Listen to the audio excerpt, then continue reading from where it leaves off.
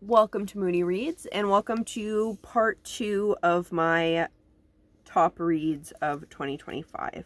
In the first part, I went through the fiction that I read and loved last year, and in this part, I'm going to be talking about my favorite nonfiction reads.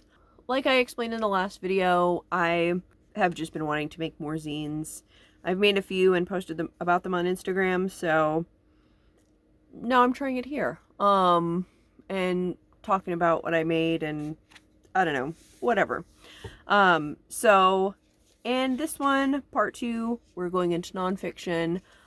This is going to include also poetry and something that is kind of an in-between genre-wise. It technically has fiction and nonfiction, but was put in Storygraph as nonfiction, so it's on this list. So we're gonna get started with a little bit of stats. Now I did do a whole video that focused on statistics, so if you want to go more in depth, you can go check that one out. But in general, I read about half fiction, half nonfiction. So I had 37 nonfictions, which included the poetry, which most have nonfiction elements. That's just where they end up going. But beyond that, most of the nonfiction that I read was society and politics or memoir, though a few other things did come up as well. From there, we'll get right into what I loved. So this first page, honorable mentions, basically turns these top 6 lists into top 12 lists. So first of all, my only reread that was nonfiction this year was a poetry collection, and that was Pansy by Andrea Gibson. Unfortunately, they passed away this past year, and I just had to revisit that collection. That was my favorite of theirs that I've read. Other honorable mentions that I have: Unmasking for Life by Devon Price, which is the follow-up and more practical companion to Unmasking Autism, which was my favorite the year that I read it. The Exangelicals by Sarah McMammon. This focuses on people who were raised evangelical but deconstructed and either became a Christian but like within a different denomination or kind of stepped outside of Christianity altogether. The author of this is actually someone who was a journalist going to a lot of different Trump rallies, so kind of saw up close, very up close, the role that evangelicalism, or at the very least like ideas kind of taken from evangelicalism that was like put into the political sphere, how that really heavily impacted where we're at today. She goes into the history of it a little bit as well, but then goes around and interviews a bunch of different people who were formerly evangelical or grew up evangelical. Then we have The Forest of Noise by Mosab Abu Toha, which is a poetry collection that talks a lot about Palestine. The author's Palestinian, and it talks about Palestinian past, present, and future kind of in these different ways. Some of them are like kind of more vignettes. It was a really beautiful collection. I read it more towards the beginning of the year on audiobook. Would definitely recommend it. Then we have The Medium is the Message, which is an older book that's really well known, that kind of uses its own format to kind of show what it's trying to talk about in terms of how the media landscape influences what we see and how we see it. And this, I guess, is kind of a repeated thing that I'm seeing actually, but it's amazing how something so old is still so really relevant, especially as technology keeps changing. But it's like this message, I think, becomes more and more and more prevalent and kind of more dire as time goes on. And then the final one of my honorable mentions I did leave for last because I knew that I would kind of ramble. Actually, this is my second time going through this particular one because I talked way too much. Gender Without Identity is probably the only one on here that I wouldn't recommend widely, just because it is very niche. I ended up watching a couple of interviews with the authors before reading the book, And I'm glad that I did. I watched like hour-long conferences and conversations. It was fascinating. But basically, Gender Without Identity is a look into gender from a psychoanalytic perspective. And the specific context for their writing is that other psychoanalysts have psychoanalysts. I've said this word too many times and I'm lost in the S's. Other people within their academic discipline have weaponized the framework against trans people. Some institutions that claim to be psychoanalysts and coming from kind of this background are some of the people who are pushing the sort of feminist transphobia turf bullshit. And they're kind of going up against this by talking about how not just trans people, but gender in general can be explained with psychoanalysis in a way that like everybody is influenced by things both positive and negative that impact their self-understanding when it comes to everything, including gender, is basically like the most watered down.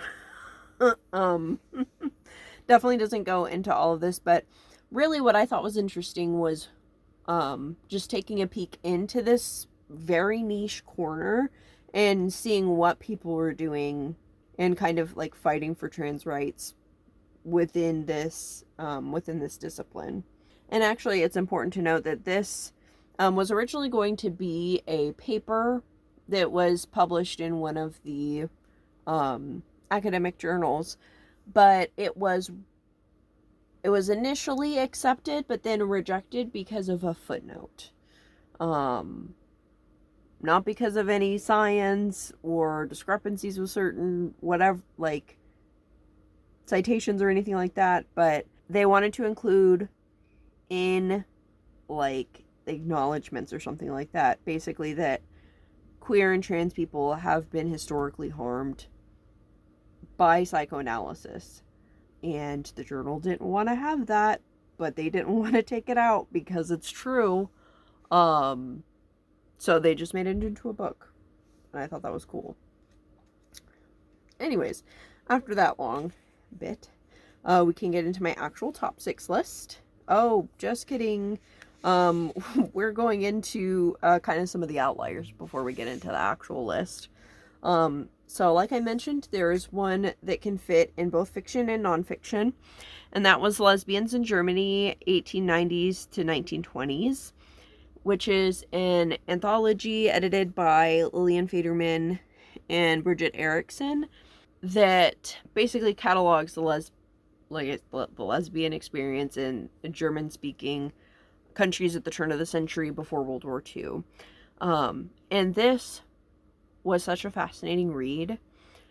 You get so many different perspectives of sexuality and gender, and it is amazing how many of them also line up with different schools of thought throughout second wave feminism and even currently. Like you get people who are kind of working with the sort of like invert framework, where there are others who more see themselves as choosing to align themselves with women, so kind of like political lesbianism. And then there are other people who don't see themselves in either of those. So it was just really cool and I think really important, especially because these are some of the people who were silenced by, Nazi Germany. So very important and cool look into history. And then from there, we can get into my favorite poetry collections of this year.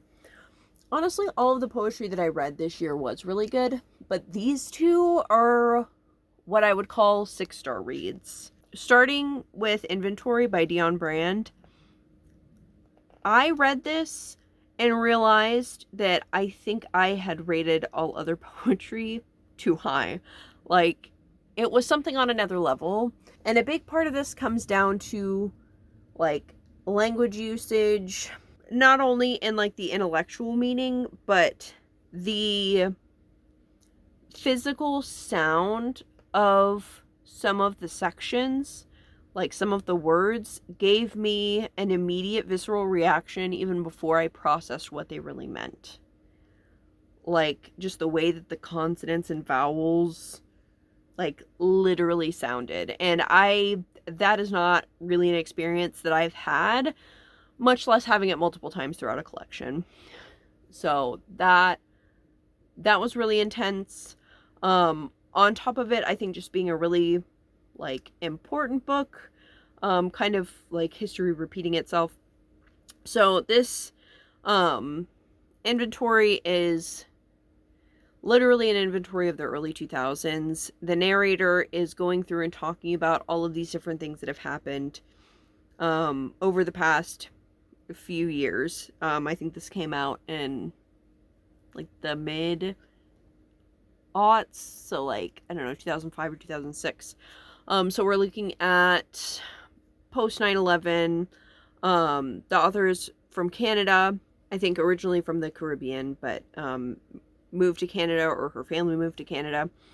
This talks a lot about the war in Swana. It talks about racism and anti-Indigenous violence in Canada. It goes over so many different events, horrors from the world around, and the narrator, like I said, is this person who's basically like the keeper of memories. The way that so much of it could have been written about now, God, it was existential crisis. I would say inducing, but I've already been there. So like enhancing, in a particular way, but it was also just so well done. It was incredible. And then we also have 1919 by Eve Ewing. And this was based around the Chicago race riots of 1919. So this author is a historian, and she talks about the fact that she was actually researching for another project, but came up, I guess, with the concept for this because of the stuff that she was reading. So it talks about the situation then. It also dabbles into further past history. It talks about what was then like current condition of the Black community, and looking at the future as well. And I thought this was just so brilliant. It's also just an incredible way to teach history, to learn history. In general, I think that poetry can recreate and evoke emotion in a way that no other medium can. So to take history and to do that with it was just something on a whole other level. I thought it was just totally brilliant. So yeah, these two were truly amazing. And I've read a lot of really good poetry collections, but I mean, both of these were really just in a whole other class, to be honest with you. That brings us into the kind of top 6 list for kind of more standard nonfiction. So number 6 is going to be Everything is Tuberculosis by John Green. I really loved The Anthropocene Reviewed. That was one of my top books the year that I read it. So I was expecting this to be good, but I also knew that it was going to be a little different. And in fact, I went into it a little worried, to be honest with you. In this, obviously it talks about tuberculosis, the history of tuberculosis, but he also talks about his experience meeting people with tuberculosis. A white guy talking about going to another country and meeting someone who is sickly and inspiring sounds like the groundwork for something really terrible and white knighty. But it ends up being actually very good. I think a lot of that comes down to the fact that he's actually building relationships with some of the people that he's talking about, not just kind of visiting them and then going away to never be seen again. But this combines history with stories of various people who are currently living with tuberculosis. And then he adds in a little bit of his own memoir in terms of how he has accessed healthcare, and kind of paints a picture of global health inequality. And I was really pleasantly surprised that was sort of the central thesis to come out of this, was looking at kind of the issues. I think that there is something to be said. On one hand, it could have been more radical or pulled from certain things, but I think especially for it being a kind of general nonfiction that is marketed to reach more people, I think that it did what it was supposed to do really well, and I think will bring more people into this issue in a really important way. I also really love his just style of writing and storytelling, so I think it was really good, really effective. It's not like a deep dive into everything tuberculosis, but it does touch on a lot of really important things, dips into different parts of history, and also really made me want to read Illness's Metaphor again. From there, we can go to number 5, which is Neuroqueer Heresies by Nick Walker. This is a collection of essays, starting with some early works, talking about the framework of neurodiversity and the idea of neuroqueering. She presents the original essays and then does follow-up essays talking about how if certain things have changed or certain people have added to it, and then goes on into some kind of shorter memoir essays about somatics.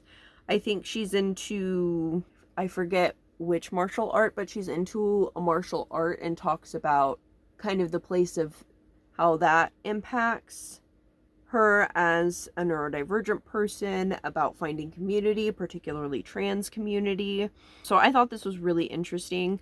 I think that this is really important to read if you're interested in neurodiversity and disability studies. I do think that it's not the first thing that one should read. I think having a little bit of background is going to be important. It's not super in the weeds, but if this is your very first book on autism, probably not a great idea. But if it's your second or third, I think it's really great. Really great.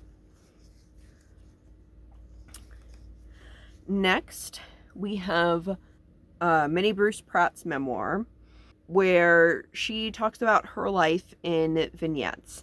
She grew up in the South, in kind of a really racist area, and ends up marrying a man. She then would come out as lesbian and deal with issues surrounding being able to keep her children, and kind of how that influenced her, as well as how her activism was influenced by where she grew up, kind of becoming an anti-racist activist.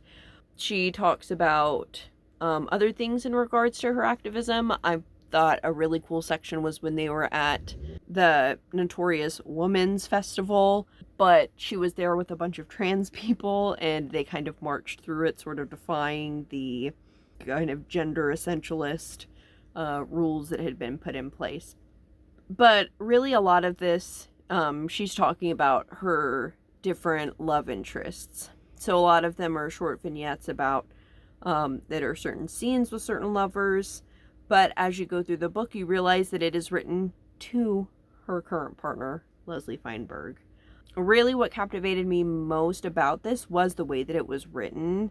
It was just really beautiful. And there are a few things I love more than prose that is obviously written by someone who's a poet.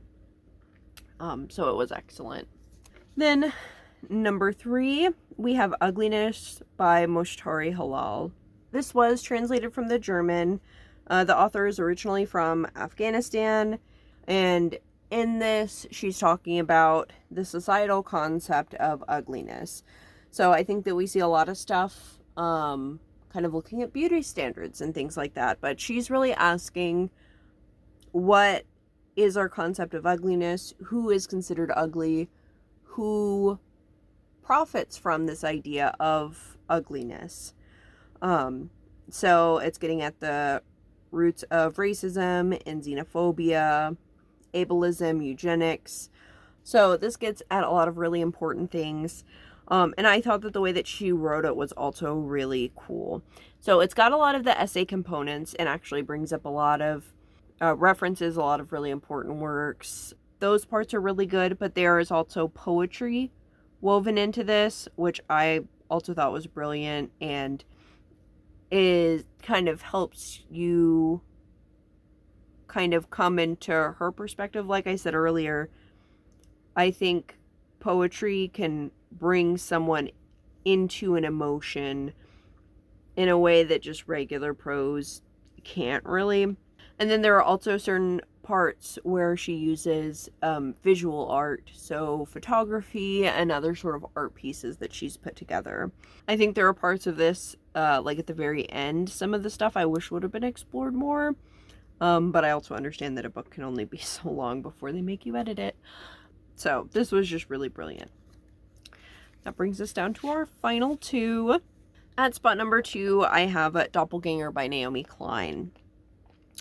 And Naomi Klein is written on a lot of different topics. I think the shock doctrine is probably her most popular one.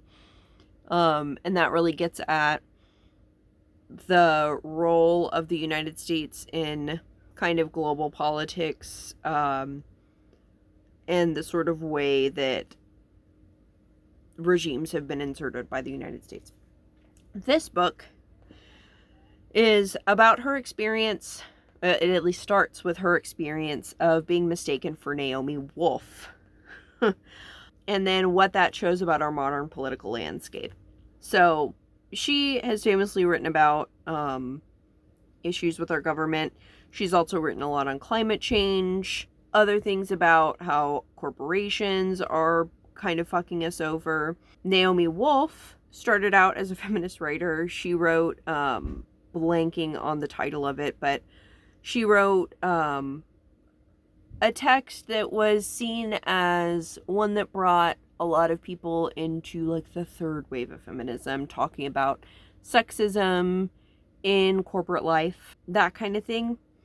But Naomi Wolf has spiraled into alt-right spaces. She became like a regular on the Steve Bannon show, very anti-vax, very not someone you would want to be confused for. So she talks about like the personal problem with that, and especially like during COVID lockdown and all of this, which is really when it blew up. And she kind of saw the landscape around her. She's in Canada, but she had to do a certain amount of canvassing because I think her husband was doing a local election. I forget the specifics of that, to be honest with you, but she kind of saw firsthand some of the people who would have been more like left-leaning but had, you know, spiraled, again, done the weird move to the alt-right. And she talks about a lot of different topics within this, like vaccines and autism, COVID, Palestine, and a lot of other issues. And really the main thesis to kind of take away from this has to do with the dangers of individualism and why understanding how systems work is so important. Really, it was infuriating to see all of this stuff, I guess, kind of laid out, just because, like, the fact that people are like, this is terrible. However, it also made me feel a lot less crazy kind of looking at it. Like she says, it's kind of like looking in a fun home mirror of, like, they'll be talking around issues, but then coming to these, like, just off-the-wall conclusions. So I highly recommend it because it made me feel like, as much as some of the stuff was irritating, it ultimately made me feel a lot more grounded, especially knowing some people personally who I've seen not necessarily take the left to alt-right pipeline, but definitely, like, still QAnon adjacent, even if they didn't come all the way from the left. So then that brings us to number 1 on the list, Let the Record Show by Sarah Schulman. I finally finished it. I've been trying to read this book for years at this point. It's almost a little embarrassing. But the thing is, it is really long, especially if you look at the hardcover, which I need to stop buying hardcovers because they're always longer, or at least they look bigger. Even if they aren't more pages, that's just how they're built. And I don't know. My brain is funny. But all that aside, I finished it and it was excellent. I've been excited about it, and because when I first started reading it, just all of the different things about it, I knew it was going to be really good. And it lived up to the hype that was in my head. She is looking at ACT UP, which was the most well-known AIDS activist group. They came out of New York, and it was a coalition. So they had a lot of different individual groups who would then come together with ideas to the main floor so that more people would go and help them. So the whole idea is that you would each be focusing on something different, but the larger group would you'd have that solidarity piece.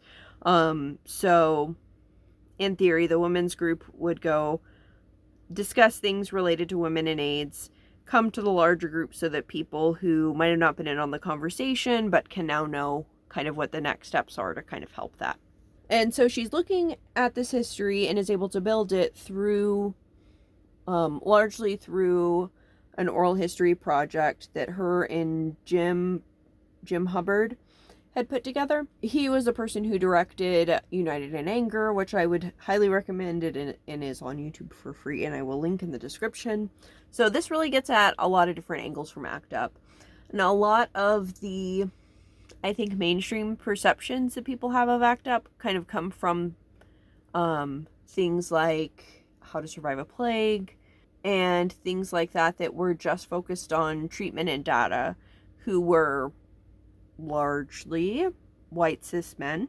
And this book explains why that is a huge shortcoming, especially when the group, as I described, it looked at a lot of different things. There, I think, some particular highlights, obviously the women's group. There's a group who worked with people in Puerto Rico. Another really notable one was looking at drug users and AIDS. So ACT UP was one of, if not the first place to put in place a needle exchange program. And that was incredibly important. So there's just a lot of really good stuff in here. And I think that this is such, and I've been interested in kind of this piece of history and looking at the AIDS epidemic in the 80s and 90s because it changed so much about the queer community, about queer politics, and is a time that I think we can learn a lot from and use pieces of. I've probably gone on way too much about it at this point, but it was excellent. I definitely did read most of it in previous years, but I finished it this year, so it's number 1 this year. And that is my top nonfiction of 2025. Definitely let me know if you've read any of these or what your favorite was. And thank you all so much for watching. Bye.